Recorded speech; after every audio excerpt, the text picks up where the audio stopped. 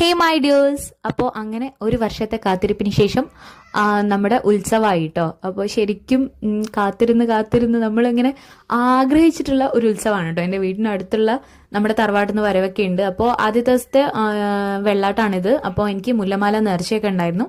അപ്പോൾ അതൊക്കെ ഇട്ടു. ഭയങ്കര എന്താ പറയുക, മനസ്സ് നിറഞ്ഞിരിക്കുന്ന ഒരു ടൈമാണ് കേട്ടോ. പിറ്റേ ദിവസം താലപ്പൊലി ആയിരുന്നു.